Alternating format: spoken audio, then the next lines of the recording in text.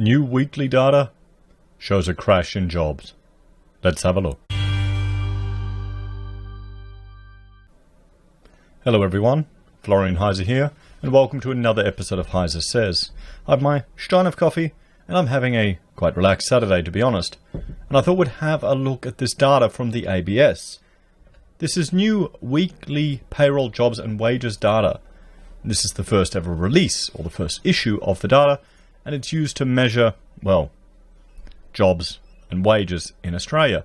And I think the ABS should be commended for moving to kind of get us up-to-date data on a weekly basis. It's crazy with these quarterly issues and then updating data from months ago. It's just ludicrous. Perhaps there will be more ability to greater appreciate the impact some of these decisions our leaders are having and interventions into the market will have if we get more up-to-date data. Maybe. Or maybe I'm just being a little bit too hopeful. So let's have a look at this, everyone. So this is the media release, and the embargo was until 11:30 today. So people under 20 are experienced the largest drop in jobs. Now, I can't imagine that is a surprise to anyone, because the youth are going to cop it the hardest. And it's going to affect this generation. It's going to affect them. It's going to affect their job prospects. It's going to affect how they behave. The oldies, who went through the Great Depression, or through the wars, it changed them for their whole lives. I think there will be some behavioral changes that come out of this global pandemic and economic lockdown that will be with us for some time. It'll be interesting to see its effect on the market, particularly commercial property values and retail property values. And, maybe people will have some what-if moments and go, or never again moments. We'll see. The Australian Bureau of Statistics today released new statistics on jobs and wages based on single-touch payroll data from the ATO. The estimates in weekly payroll jobs and wages in Australia provide additional information on the economic impact of the illness and complement monthly labour force statistics. The new data showed that between the 14th of March and the 4th of April, the 3 weeks after Australia recorded its 100th confirmed case of the illness, jobs decreased by 6%. That's a pretty drastic cut in jobs. Now, here's the question. Because they're basing this on real things, payroll and wages data, will it be different to the ABS or to the other ABS, the unemployment figures? Because, they're saying, because it's out of date. That's the thing. The interviews that they did with the unemployment figures are all out of date. I've got to update that. Unemployment rate for January 22. Yeah, the latest one we got. So we'll have to see.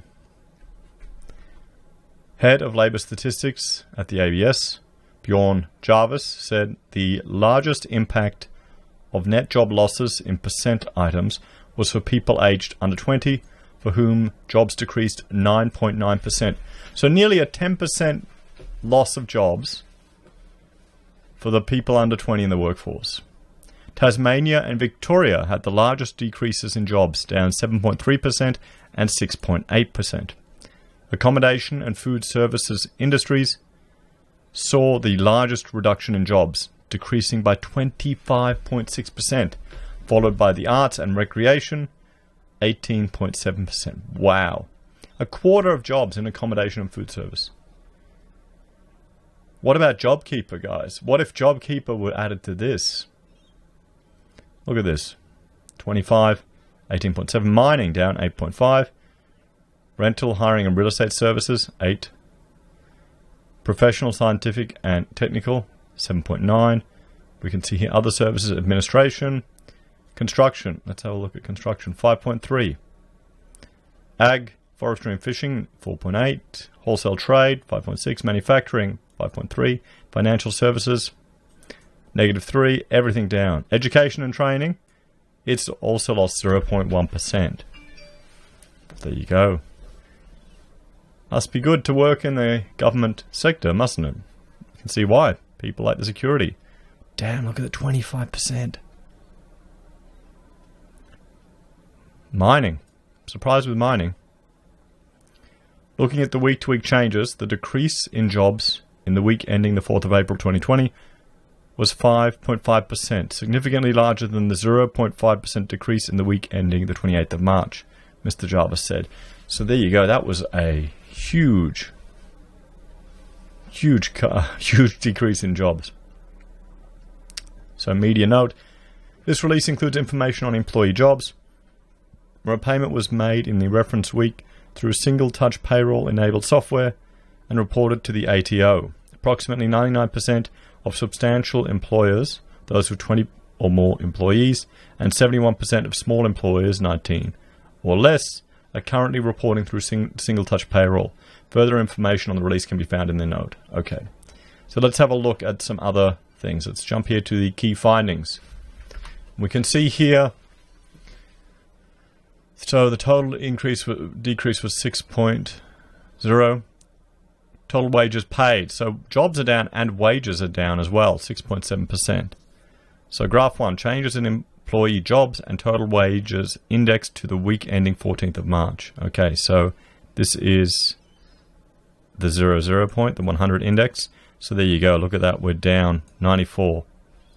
So it shows you how we've dropped since there. And then we can look at the data by state. So since the week ending 14th of March, when we recorded our 100th victim, Tasmania decreased by 7.3, Victoria by 6.8. Total wages, wow. Northern Territory down 17.6% in the NT. Well, my brother-in-law was here this morning to play with the kids, and he was saying that a part of his wage, because he works on the mines, is an allowance to fly in, fly out. And now he's doing more work from home. And he said, I would happily give up a portion of that allowance and work from home more. He's enjoying it. I think one thing he actually likes is being able to grow a beard, because he has to shave on the side. So that shows you. And I wonder if that's going through to the mines. Because think about it, if these mines start to have more people working from home or working remotely, that'll save them money. It'll probably be better for the quality of life of the employees. You know, if you can write reports in the donga, in the mine, you can write reports and you're home on the coast, can't you? Victorian wages decreased 8.8%. Between the week ending 28th of March and the week ending 4th of April, the largest changes were employee jobs, Victoria down 6, Tasmania and New South Wales both decreased 5.7, wages decreased in Victoria 6.3 and Northern Territory 6.7.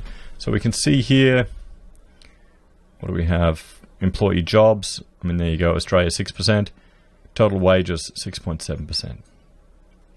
So now let's look at the data by sex. So since the week ending 14th of March, okay, same thing. So the total worked employee jobs, those worked by females decreased by 5.9%.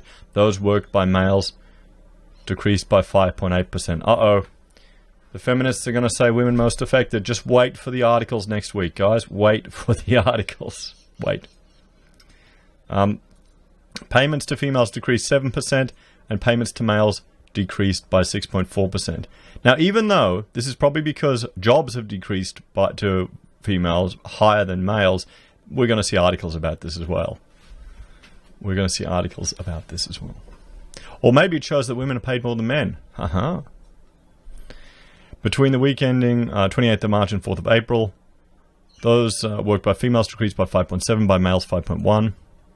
Payments to males and females both decreased, so we got equality here, 5.1. Frankly, I think this has got to do with just, if we jump back here, these industries. And I think accommodation and food services, arts and recreational services, they're going to have a greater bias towards women working there. I'm surprised retail isn't that bad. Or maybe they're all propped up by the JobKeeper. I'll have to check. Does anyone know if the ATO has data on the JobKeeper? I'll have a look at it in a later video. Let me know if it does. So there you go. Pretty similar, to be honest. But what I think is most concerning is by age group. So those worked by people under 20 increased 9.9%. Those worked by people aged 17 over decreased by 9.7%. So those under 20 and those over 70 are copping it. Payments to people aged under 20 decreased 12.7%. And people aged 20 to 29 decreased by 9.1%. So the young people are copying it. They're losing jobs and they're losing wages.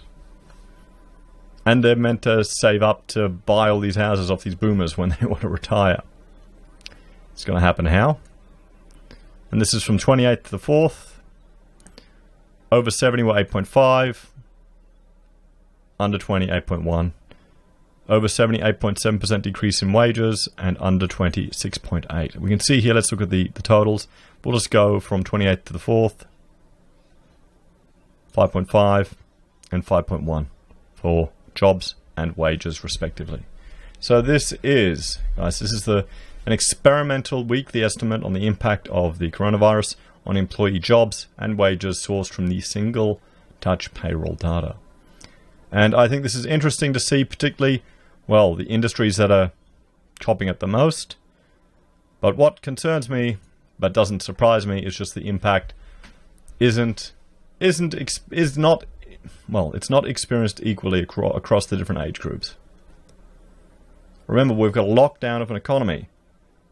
People's vulnerability to this illness doesn't seem to align with those that are experiencing the greatest financial hardship, does it? Anyway, everyone, thank you all for watching. Please let me know your thoughts and opinions in the comments below. Are you surprised by these figures? Are you working in any of these industries? If you're a fan of the channel, you can support us a few ways. You can share the videos, help the channel grow. You can support us via PayPal, or you can join the channel on YouTube or Patreon. You can use our affiliate links at Amazon or eBay, or Independent Reserve and Kucoin. You can buy our merch from the HeiseSays blog. You can see the pocket squares that Rachel has made right behind me. We also have the ability to accept gold from Gold Pass from the Perth Mint. And have a great day, everyone. Take care.